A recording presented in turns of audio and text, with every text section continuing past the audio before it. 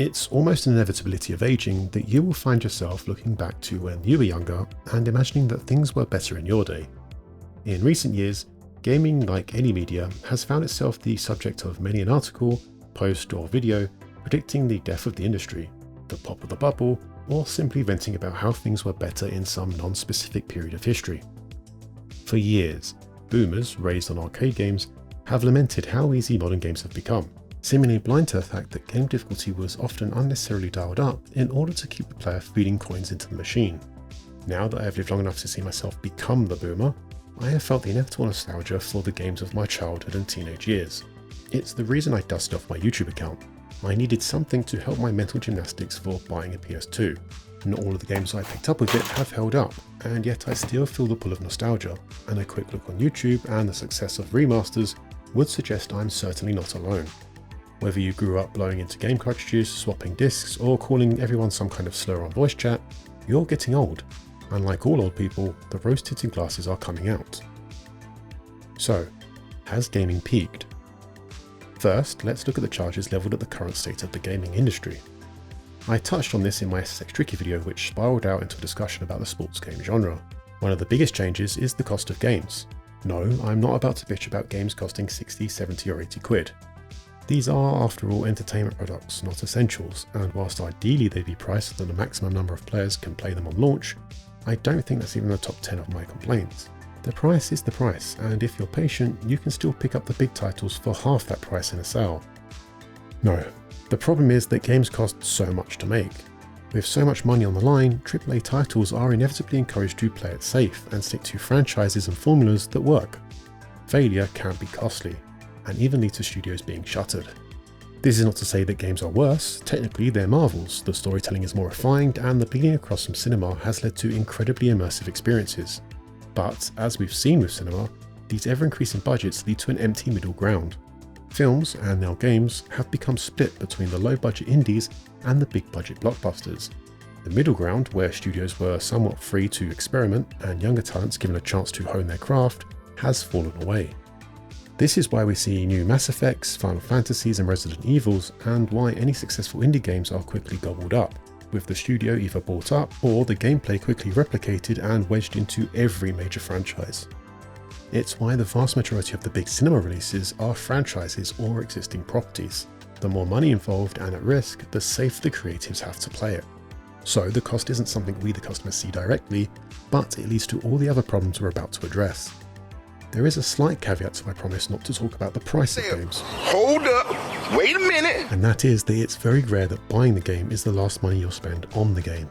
It's a strange feeling to look back at DLC and feel nostalgic, but those map packs and mini campaigns available for purchase in addition to complete games have basically been replaced by battle passes, microtransactions, and increasingly, games as a service. These have destroyed progression, with players pushed to pay for cosmetics that you'd previously unlocked through playtime, or trying to complete a particular challenge. No longer does a specific piece of armor or player flair show the world that you managed to land 5 headshots while being catapulted across a Halo map. Instead, you're incentivized to pay for cosmetics or to simply grind playtime after paying for a battle pass. Whether this is due to studios needing to recoup more money to pay for the game and additional content, or just plain and simple greed, is something I'll let you decide. The worst thing is, it doesn't feel like we the player get much more for our money, at least in terms of fun. In fact, it often feels like multiplayer games have become a second job, a task that needs to be kept on top of. Changing metas, new weapons or characters all require constant attention, and often feel motivated by how much more revenue they can generate rather than how much more fun they can make the game. Single player might feel like a safe bet, but that doesn't leave you safe from rushed releases, broken promises and the constant grind. It doesn't take much thought to come up with a list of games that have been released broken. Games have of course become vastly more complicated, and so some strange bugs are forgivable. But the state many games ship in these days is pretty unacceptable. Mass Effect Andromeda, Assassin's Creed Unity, Battlefield 2042 and Cyberpunk all spring to mind, and that's ignoring Bethesda and their track record, which probably merit a video on its own. Sure, some games are gradually fixed, but these are games you've paid for, and they're often broken when you buy them. Hell, even games that have been remastered somehow release broken, and games in a franchise can release lacking staples, much like Halo Infinite and its lack of maps, game modes and split-screen co-op, not to mention Forge. Even annual titles which rarely even innovate or change, such as FIFA or FC insert number now, regularly release with enough bugs and glitches to fill montage videos. New titles also regularly overpromise and underdeliver. Again, it's admirable that some studios stick at it, and games like No Man's Sky can go on to not only deliver but surpass their promise. However, this often isn't the case. Again, the list of games that failed to meet the hype doesn't take much thought. And this leads us to the hype and content monster. The game studios and publishers don't exist in a vacuum. Games journalism is by no means a new phenomenon, but the sheer scale of games journalism or other game-related content being produced is genuinely mind-bending. Even in the early 2000s, events like E3 and a plethora of gaming magazines and websites all covered upcoming and recently released games, and games could find themselves riding a tidal wave of hype, flashy trailers and convention premieres, whipping up community excitement and sure enough failing to deliver. The landscape has changed, exploded really, with thousands of content creators reporting on every morsel of news or rumours and always on the lookout for new topics to make content out of. You only need to look at how often fake GTA 6 trailers, leaks or rumours have made the rounds to see how popular and profitable gaming news can be. In itself, this isn't a bad thing. The broader range of voices is a genuinely good thing for games journalism. However, the side effect is that games news as content feeds into the hype and anticipation around games. We now witness a feedback loop where games that gain attention in one video are then seen by content creators as being better to discuss. Soon, new features and rumours are being discussed for 10-minute videos when they probably only warrant a passing comment. This in turn builds hype and anticipation, creating more interest around the game and fueling more content. The loop continues. And that's the innocent side effect of these content creators simply trying to please the algorithm.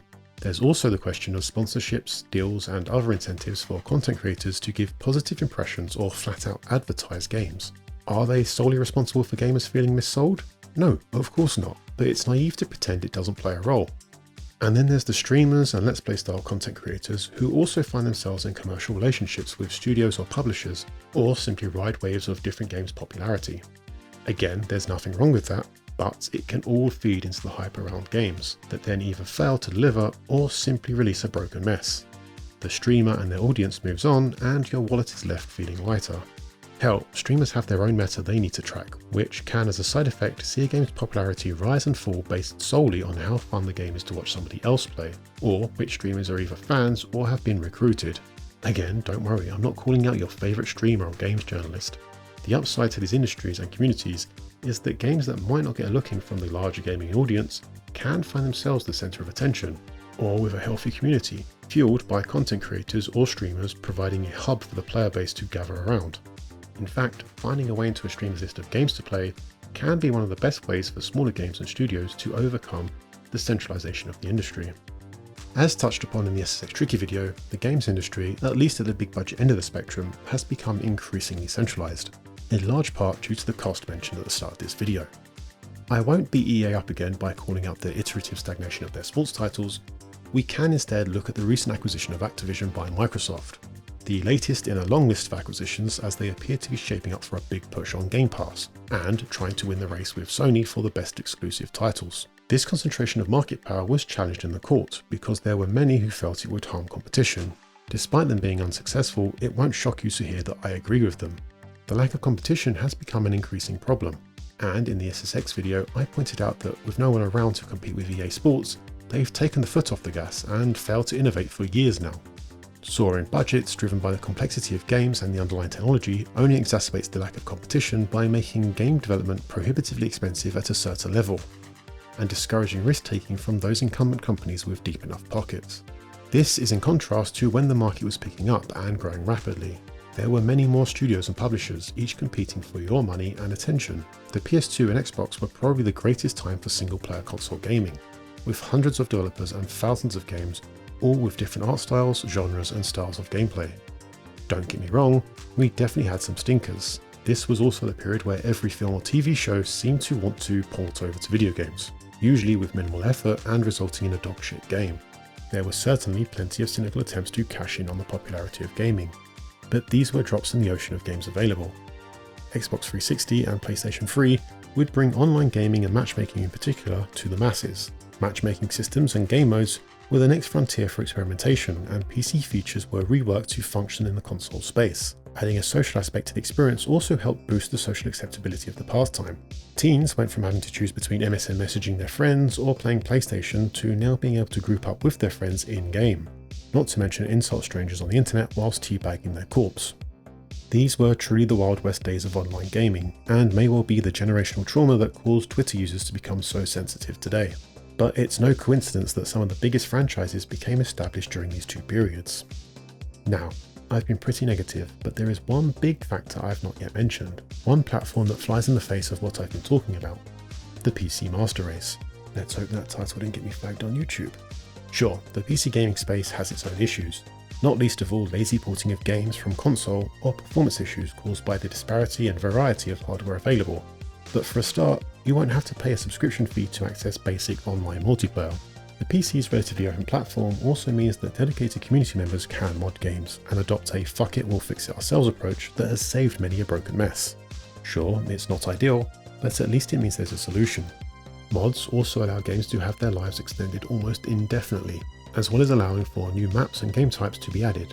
Game modes like Zombies and Battle Royale have even gone on to drastically impact the gaming industry, after gaining popularity as mods. I mean, people forget that Fortnite wasn't a Battle Royale game to begin with, and Warzone started as an attempt to cash in on the success of PUBG. This mod scene brings us neatly to why I feel like gaming is honestly still nowhere near its peak. The indie space is booming. All of the problems I've spoken about, and the things we as gamers complain about regularly, are really only related to the big titles. With a lower barrier to entry than ever before thanks to tools such as Unreal, and an abundance of tutorials and guides online to help with everything from coding AI enemies to modelling and texturing environmental assets, there's never been a better time to try and make your own game. Tools like RenP have made it easy to create your own visual novels, and entire cottage industries have picked up around creating niche titles, some more adult than others. Sure, there's scams, abandoned projects, and just plain bad games out there too, but with gaming being so popular, there's forums, hashtags, YouTube channels, and subreddits that can help you find games worth looking into. Platforms like Steam, Patreon, Itch, and others have all found ways to help small game devs monetize their work. My personal prediction is that if these smaller cottage industries can be nurtured and monetized, and if tools like Unreal remain accessible and don't go the way of Unity, we may soon see a resurgence into the middle ground. Whilst the big studios continue to focus on stunning experiences and cash grabs, the indie scene, particularly on the PC, will continue to be the playground for creatives and technicians looking to experiment and learn their craft. If we can continue to find ways to fund them, they may well be persuaded to grow their own teams rather than join a studio. I'm hopeful that in the next 10 years we'll see this growth, and the middle ground will be filled back in. I can only hope they aren't all bought up by EA.